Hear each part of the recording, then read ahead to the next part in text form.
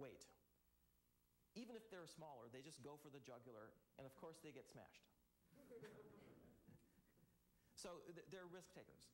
So it's an interesting, the whole set of behaviors is different. So about a year ago, one of my former postdocs, this is Kenji Doya, who's in Japan, did an interesting experiment. Okay, so he was interested in this temporal difference learning algorithm I told you about. Now, it turns out there is a variable parameter in that model that has to do with what's called the discount factor. So what's the discount factor? Well, the question is, should you be making decisions on the basis of immediate return, right, instant gratification, or should you be making decisions on the basis of long-term gains, right? That's the discount factor. If you think that the discount factor is 1, that the future gain is as good as getting it now, then you are going to be willing to do sacrifices here and now in order to be able to accumulate the gains in the future. But if your discount factor is 0, you don't even care if there's a tomorrow. Basically, you just want that food that right now. You want to get your reward right now, right? It's an interesting issue. You know, different people have different views about where you should be along that continuum. So Kenji did a really clever experiment, and this is now using a technique called functional magnetic resonance imaging. It's a way of looking at brain activity inside the human brain. And here at UCSD, we have a really excellent functional magnetic resonance imaging center with 4 magnets. And so there's a lot of experiments going on there. And this is just an example of what you find when you do one of these experiments. So first of all, this is a cross-section of the human brain, like the one that you saw. This is a real human brain. And in this particular experiment, the subjects were taught, or they learned a couple of different tasks to do that involved making decisions. And the different tasks had different degrees of discount factor built in. So that in one case, in order to be able to get the reward, you have to go through many different intermediate positions. You had to make choices that in the short term were negative, that actually punished you.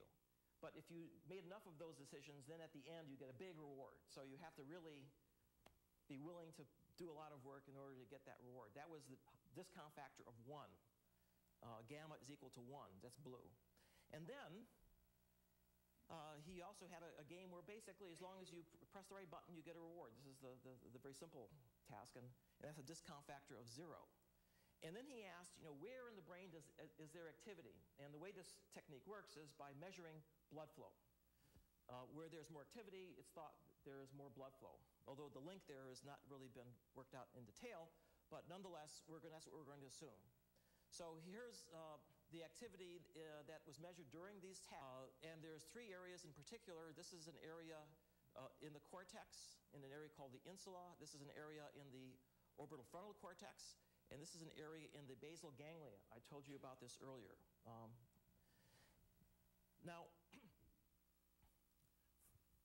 first of all, in the case where the discount factor was very, very high, right, when you're sacrificing for the future, the Raphe nuclei lit up. The Raphe nucleus is the nucleus containing the serotonin neurons. So that's interesting. So that means that you needed the serotonin neurons to be highly active in order to be able to go through this punishment that you're getting in order to get to your final goal, right? And what's interesting, if you look carefully at these areas, it's been color-coded here according to where the peak of the activity was for different discount factors. You'll notice here, it's most clear here, that there is a topographic map in that region such that the discount factor, the neurons here are active when the discount factor is very high, when you're sacrificing, and when the discount factor is low, when you're learning a task where you get instant gratification, the activity peak is in this region here. This suggests that there are different circuits in different parts of your basal ganglia which are engaged depending on whether you're planning for the future or whether you're just trying to get your feedback, your reward now, immediately.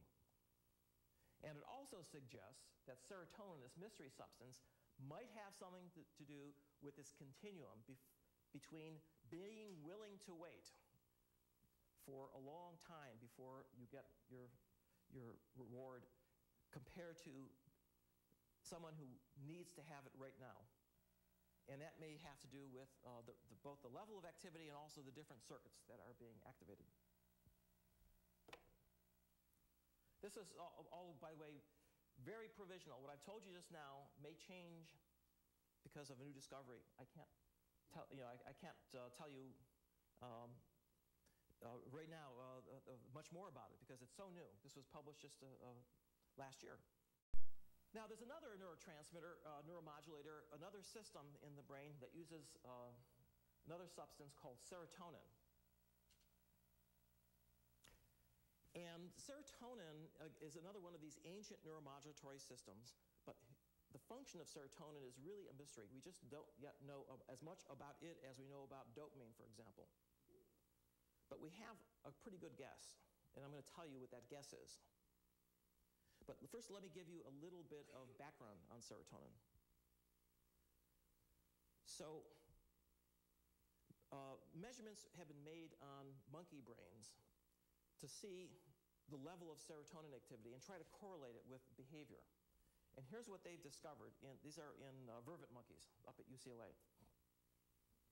First of all, the vervet monkeys have a pecking order. There's an alpha male, and then there's a subordinate male, and then that goes all the way down to the most junior member of the troop, monkey troop. So, first of all, if you measure the baseline level of serotonin activity, you discover that the alpha male has the highest serotonin activity, and the guy at the very bottom of the pecking order has the lowest. And their behaviors are very different. Now, you might think that the alpha male fights a lot, right? Because he's the tough one. Not so.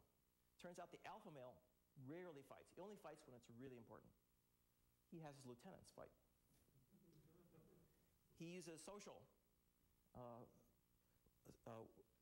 interactions to be able to preserve his position in his society. So here's an experiment that was done. What you do is you take the male away, out of the alpha male, away from the troop, so that he's no longer there. And now what you do is you give a drug to one of the other males, somewhere toward the bottom, to raise their serotonin levels, right? So that it goes up.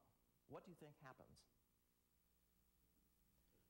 Well, couple weeks, takes a while. After a couple weeks,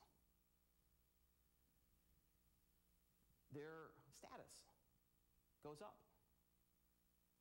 And what's interesting is that the males don't notice it. The females notice this first. Females immediately pick up there's something different about this guy, right? Maybe he's gentler, or maybe he's more trustworthy, or whatever it is. Maybe he brings them food. But suddenly the females start paying more attention to him, and the next thing you know, the rest of the males follow. He becomes the alpha male. Do you know what that drug was that they gave that monkey? Prozac.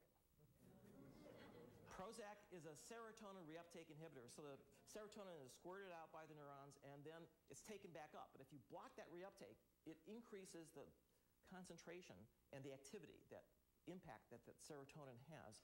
And that's what they did. They were able to manipulate the social behaviors of the monkeys by simply changing the balance of serotonin.